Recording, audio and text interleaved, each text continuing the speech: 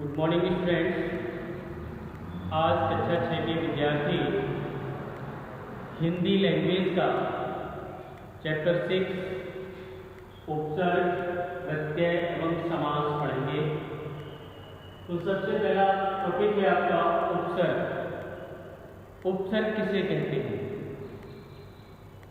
वे शब्दांश जो किसी शब्द के आगे जुड़कर या लगकर उसके अर्थ में परिवर्तन लाते हैं या विशेषता उत्पन्न करते हैं, उपसर्ग कहलाते हैं। उपसर्ग के 4 भेद होते हैं। एक चीज और मैं आपको समझा दूं कि प्रत्येक उपसर्ग का अपना एक अर्थ होता है।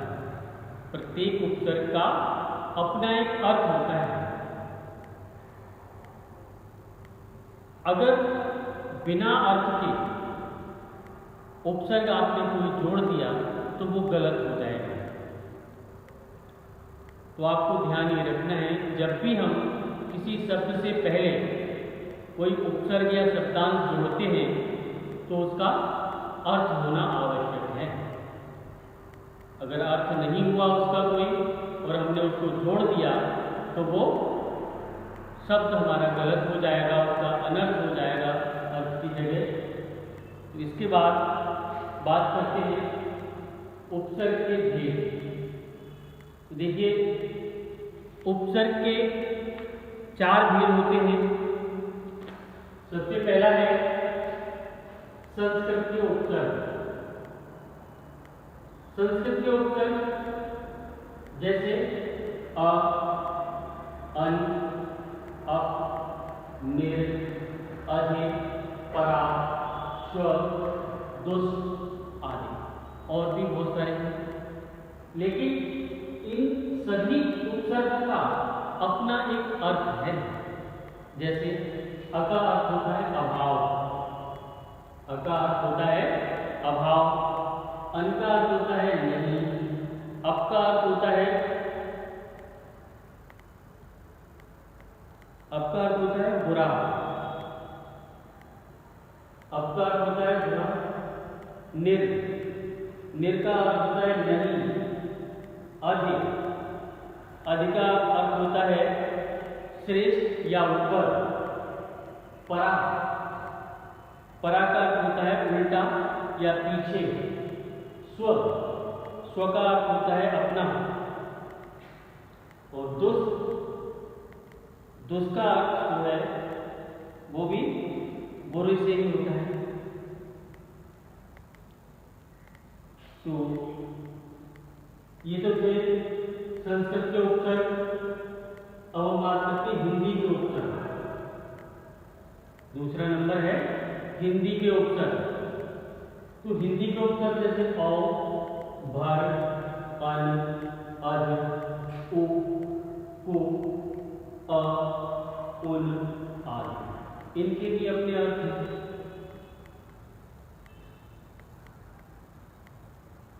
ये हिंदी के उपसर्ग। इसके बाद आता है उर्दू के उपसर्ग। उर्दू के उपसर्ग जैसे हर, गैर, कम, बे, हम, एन, वा, वन, ना, इनके भी अपने अर्थ हैं। इसके बाद संस्कृत के अव्यय जैसे आदि, पुनः, स, अंतर, स्व, तिरस, पुरस, शह आदि। अब देखिए, इनसे संबंधित कुछ शब्द मैं आपको बना के दिखाऊंगा। देखिए, सबसे पहले मैं बात करूंगा हिंदी के संस्कृत के उपसर्ग।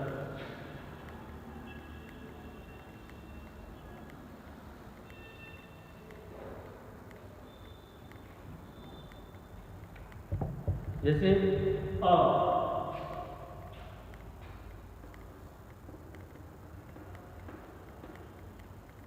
उपसर्ग है, इसके साथ जुड़े भाव शब्द जोड़ा। क्या बना? अभाव, यानी जहां भाव की कमी हो। भाव मतलब भावनाएं। इसी की प्रकार से आगे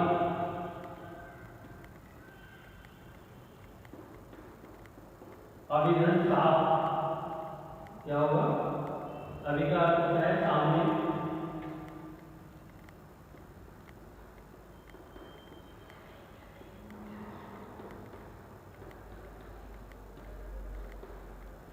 ठीक है। समझ में आया आपको किस तरह से हम उपसर्गों को मूल शब्द के साथ जोड़कर एक नया शब्द बनाते हैं, जिससे कि मूल शब्द के अर्थ में परिवर्तन हो जाता है, बदलाव आ जाता है, उसमें विशेषता उत्पन्न हो जाती है। इसके बाद दूसरा है हिंदी के उपसर्ग।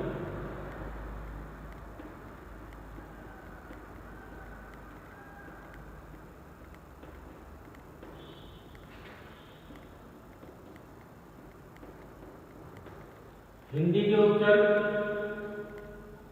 जैसे ओ का अर्थ होता है हीन, ओ प्लस गुण, जो गुणों से हीन हो, क्या बनेगा? अगुण।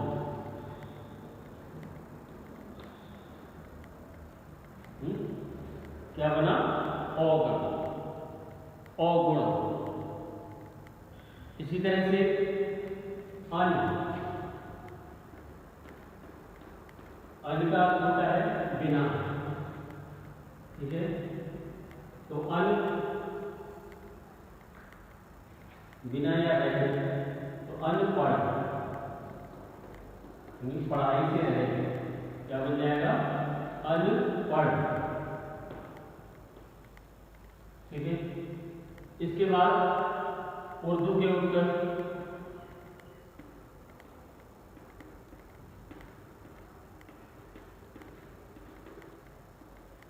तीसरा नंबर उर्दू के उपसर्ग। जैसे उर्दू के उपसर्ग, जैसे हमने आपको बताया था हर का अर्थ होता है प्रत्येक, तो हर दिन क्या बनेगा? हर दिन, यानी प्रत्येक दिन। दूसरा कम या बद, बद माने बुरा, बद नाम,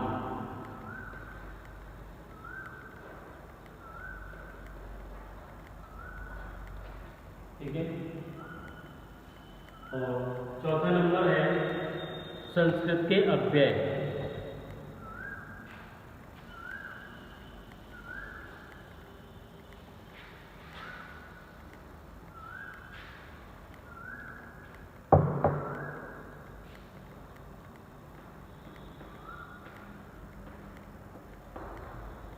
चौथा नंबर है संस्कृत के अव्यय। जैसे आदि, आदि का अर्थ होता है प्रकट करना, ठीक है। अब इसमें हम भाव शब्द जोड़ते हैं या आगे भाव, आशीर्वाद से है, इससे क्या बनेगा? आविष्कार,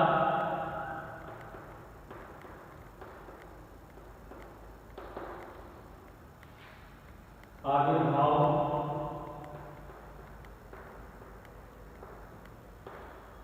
ठीक है।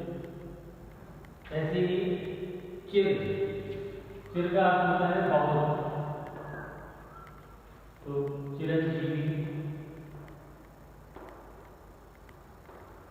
बहुत लंबी आयु जीवन जीने वाला, चिरकाल,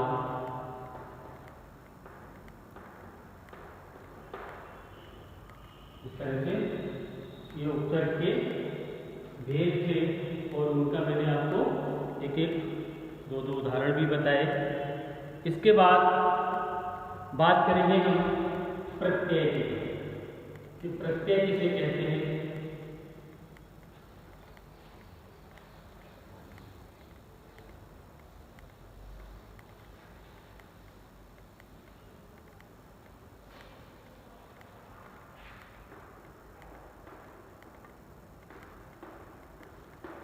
तो जो शब्दांश मूल शब्द के पीछे लगकर उसके अर्थ में परिवर्तन लाते हैं,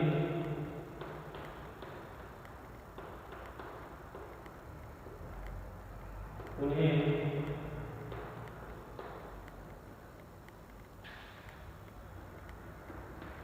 प्रत्यय कहा जाता है।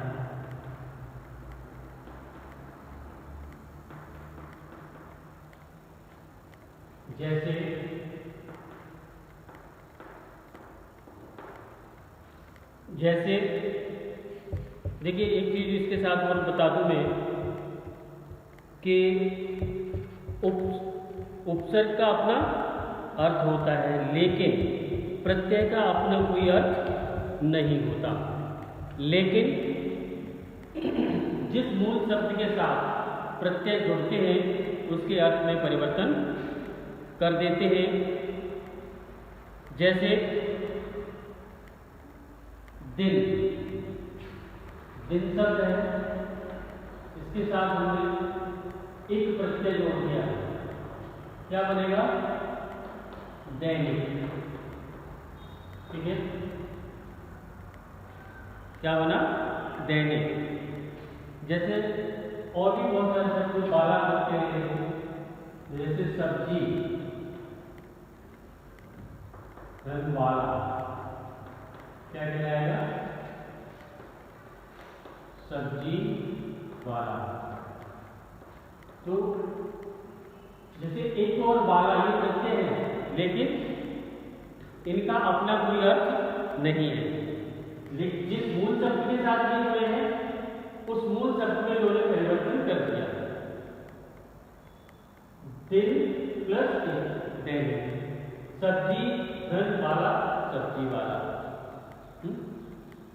फूल धन वाला, फूल वाला, दार प्रत्यय से दुकान धनदार, दुकानदार। इस तरह से ये प्रत्यय चलते हैं। अब बात करते हैं प्रत्यय के भेद।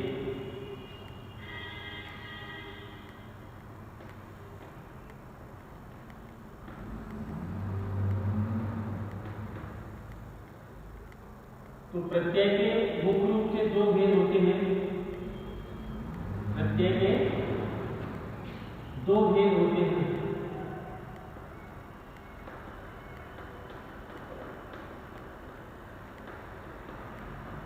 कौन कौन से दो भेद हैं? एक तो कृत प्रत्यय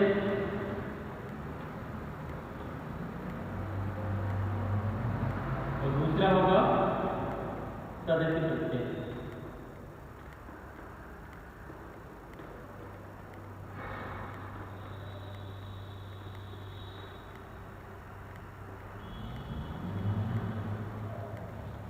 तो आप इस बात को आप समझ लीजिए कि कृत प्रत्यय और तद्धित प्रत्यय क्या होते हैं। तो देखिए, कृत प्रत्यय क्रिया या धातु के अंत में लगकर, क्रिया या धातु यानी क्रिया या क्रिया का मूल रूप, धातु कहते हैं मूल रूप, क्रिया या क्रिया का मूल रूप, उसके साथ अगर कोई प्रत्यय लगता है, उसके अंत में कोई लगकर संज्ञा और विशेषण शब्दों की रचना करती है। क्रिया या धातु के साथ लगकर, पीछे लगकर संज्ञा या विशेषण शब्दों की रचना करते हैं, ऐसे प्रत्यय कृत प्रत्यय कहलाते हैं। ठीक है, जैसे अभी मैंने आपको बताया था सब्जी वाला। तो सब्जी क्या है? क्रिया है, वाला क्रिया करते हैं। जैसे झूला, झूल प्लस आप, झूला। देखिए इसके भी उदाहरण समझ लीजिए। जैसे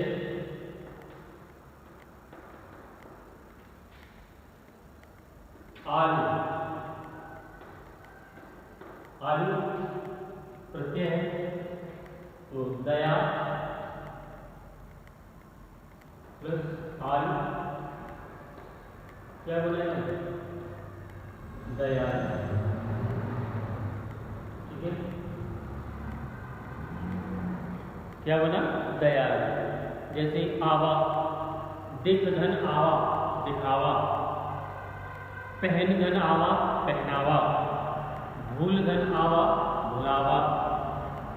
इसी तरह से लटक धन ना, लटकना। बेल धन ना, बेलना। झूल धन ना, झूलना। तो ये क्रियाओं के साथ जब प्रत्यय लगते हैं तो वो कृत प्रत्यय कहलाते हैं। क्रियाओं के साथ लगे या क्रियाओं के मूल रूप के साथ, धातु रूप के साथ लगे तो वो कृत प्रत्यय कहलाते हैं। अब हम बात करते हैं तदित प्रत्यय की। वे प्रत्यय जो संज्ञा, सर्वनाम और विशेषण तथा अव्यय के अंत में लगाए जाते हैं। संज्ञा, सर्वनाम, विशेषण और अव्यय के साथ जोड़ने वाले जो प्रत्यय होते हैं उन्हें हम तदित प्रत्यय कहते हैं। जैसे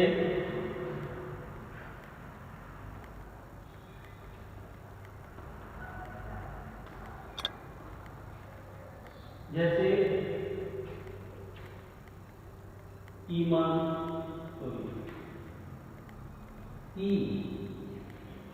ई प्रत्यय है तो दे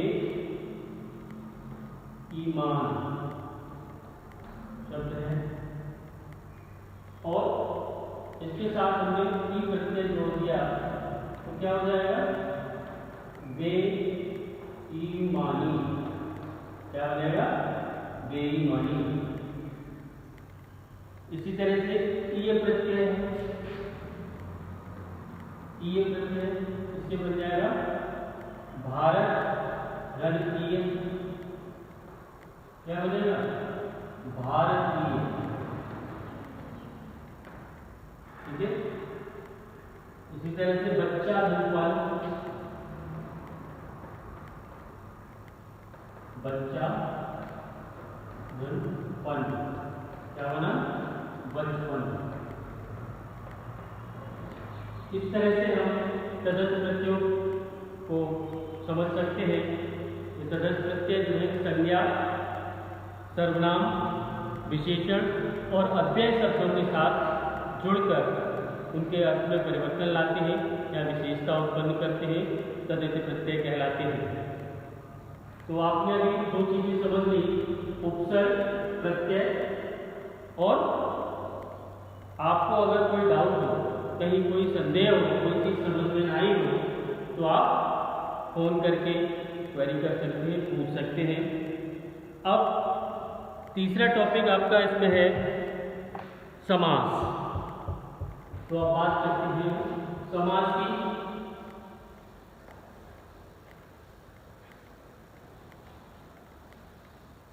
तो सबसे पहले हम समास समझेंगे कि समास किसे कहते हैं, उसके बाद समास के भेद। ठीक है, तो देखिए समास किसे कहते हैं इसको समझ लीजिए। शब्दों के समूह को संक्षिप्त कर, शब्दों के समूह को संक्षिप्त कर नया शब्द बनाने की प्रक्रिया समास कहलाती है। इसको मैं लिख देता हूं ताकि आप अच्छे से पढ़ सकें, समझ सकें। शब्दों के समूह को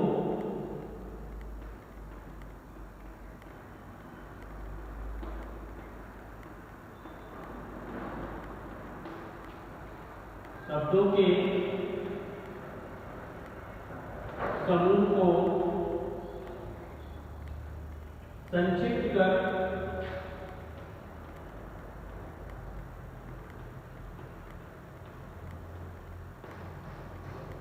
नया शब्द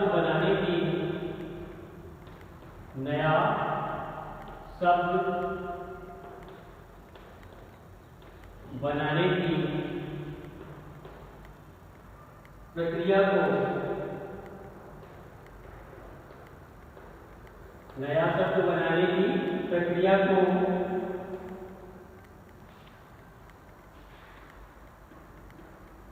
समास कहते हैं।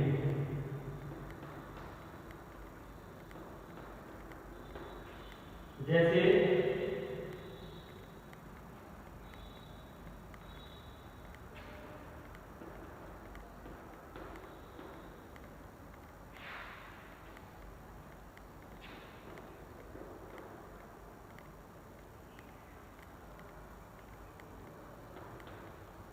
विद्याधन आलय, क्या बनेगा सर? विद्यालय। ठीक है, यहां पर हमने इन दोनों शब्दों को जोड़कर संक्षिप्तीकरण किया, विद्याधन आलय क्या बनाया? विद्यालय। इस तरह पुस्तक धन आलय, पुस्तकालय।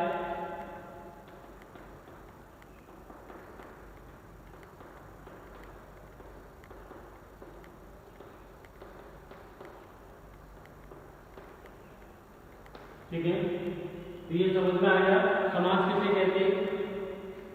शब्दों के समूह को संक्षिप्त कर नया शब्द बनाने की प्रक्रिया समास कहलाती है।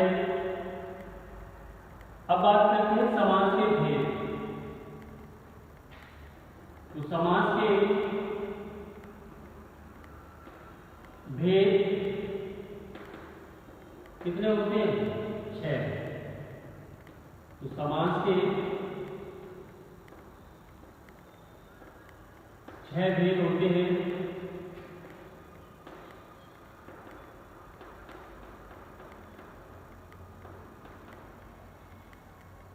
सबसे पहले तत्पुरुष समास,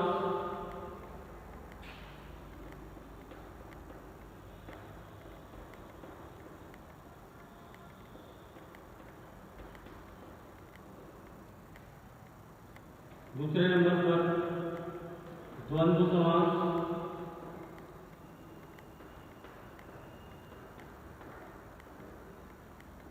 तीसरे नंबर पर द्वित्व समास,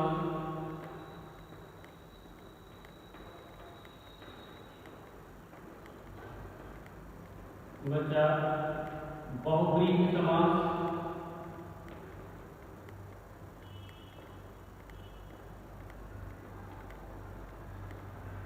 नंबर 5 कर्मधारय समास,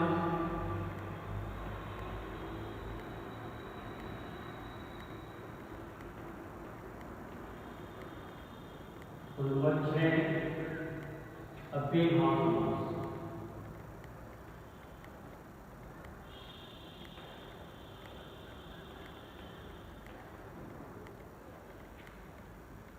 तो सबसे पहले समझेंगे हम तत्पुरुष समास को।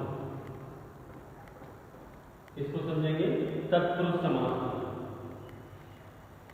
तो देखिए तत्पुरुष समास जो होता है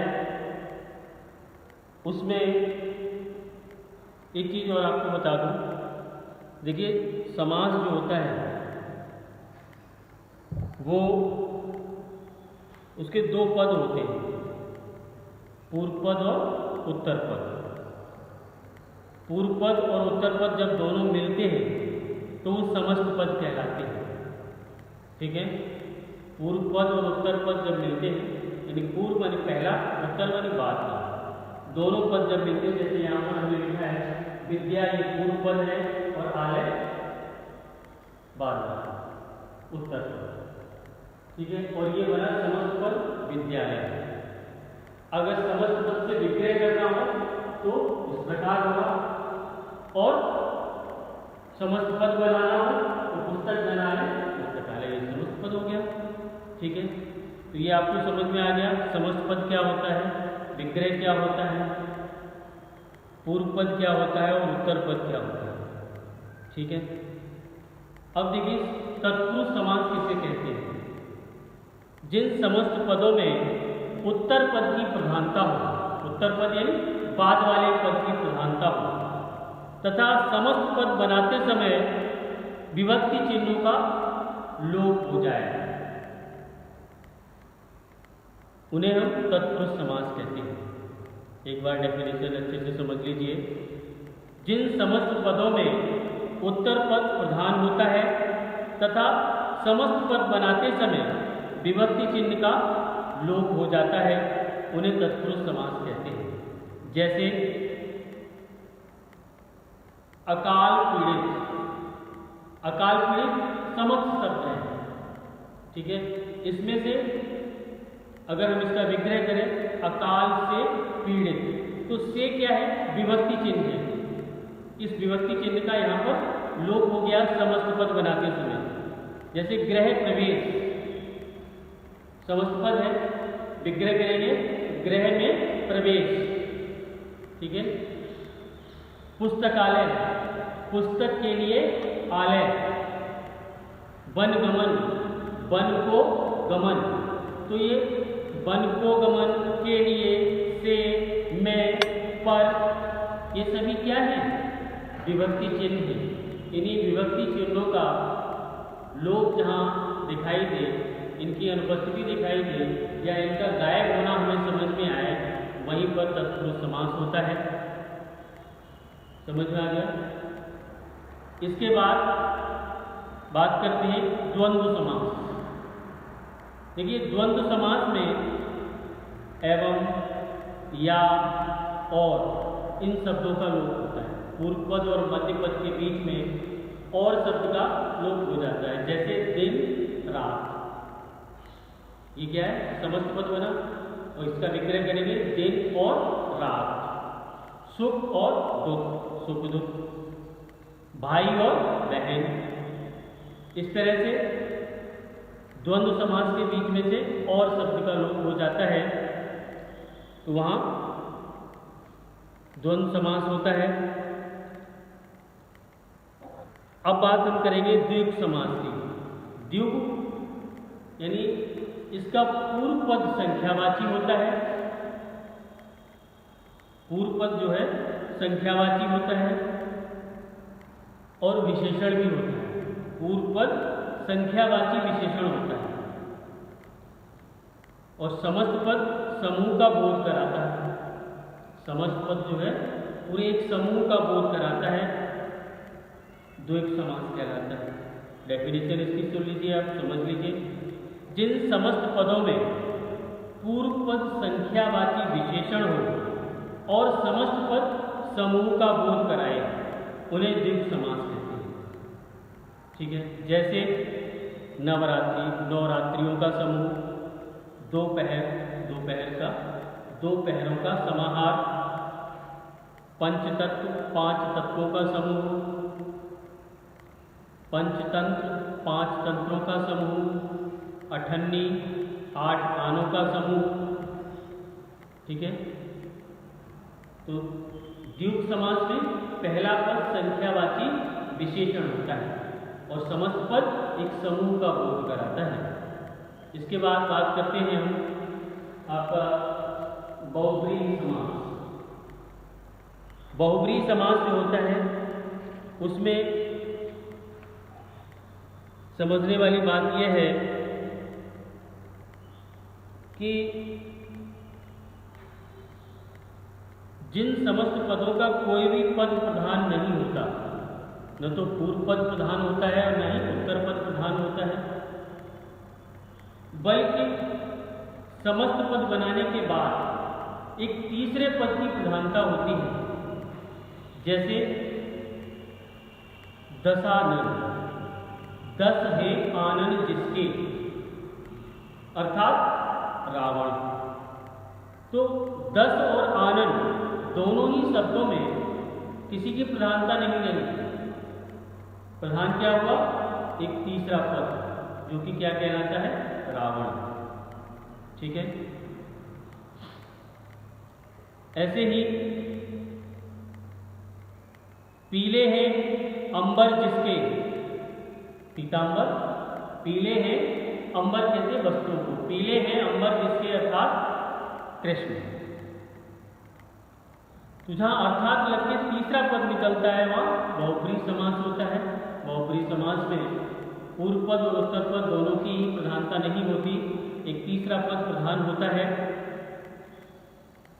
ये आपको समझ में आ गया होगा। इसके बाद हम बात करते हैं कर्मधारय समास की। तो कर्मधारय समास यानी जिन समस्त पदों में पूर्व पद और उत्तर पद में विशेषण और विशेष्य का संबंध हो, विशेषण और विशेष्य का संबंध हो, उन्हें हम कर्मधारय समास कहते हैं। देखिए, कर्मधारय समास और बहुब्रीहि समास में बहुत कुछ समानता है, उनके उदाहरण लगभग एक जैसे हैं। बस विग्रह करते समय हमें आपको ध्यान रखना है कि हम किस समास के पद का विग्रह कर रहे हैं। जैसे पीताम्बर मैंने बताया था बहुब्रीहि समास का उदाहरण, यहाँ भी हम पीताम्बर का ही उदाहरण लेते हैं। पीताम्बर, पीला है जो अंबर, इतना करेंगे तो कर्मधारय समास होगा, पीला है जो अंबर। इसी तरह से चंद्रमुख, चंद्रमा के समान मुख। अब यहाँ पर देखिए विशेषण और विशेष्य दोनों पद कैसे हैं? पूर्व पद विशेषण का कार्य करता है और उत्तर पद विशेष्य का। विशेष्य किसे कहते हैं? जिसकी विशेषता बतलाई जा रही है और जिन शब्दों के द्वारा बतलाई जाती है वो शब्द विशेषण शब्द कहलाते हैं। ठीक है।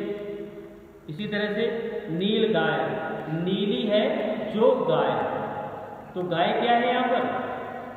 विशेष्य और विशेषण नीला। ठीक है। जैसे चंद्रमुख, चंद्रमा के समान मुख, तो विशेष्य क्या है यहाँ पर? मुख और विशेषण चंद्रमा। ठीक है। तो कर्मधारय समास हो गया। इसके बाद बात करते हैं हम अव्ययी भाव समास की। जिन समस्त पदों में पूर्व पद अव्यय है, अव्यय कौन से शब्द होते हैं? वे शब्द जिनमें लिंग, वचन, काल और कारक के कारण कोई परिवर्तन नहीं आता, वो अव्यय शब्द कहलाते हैं। तो यहाँ पर अव्ययी भाव समास में उन्हीं शब्द की बात की जाएगी जो अव्यय होंगे, यानी पूर्व पद अव्यय होगा तथा उनके योग से समस्त पद भी अव्यय बन जाएगा। यानी पूर्व पद उत्तर पद के साथ जब जुड़ेगा, समस्त पद बनेगा, तो वो पूरा ही पद समस्त पद अव्यय हो जाएगा। तो डेफिनेशन क्या होगी कि जिन समस्त पदों में पूर्व पद अव्यय हो तथा उनके योग से समस्त पद भी अव्यय बन जाए, उन्हें हम अव्ययी भाव समास कहते हैं। जैसे मरने तक,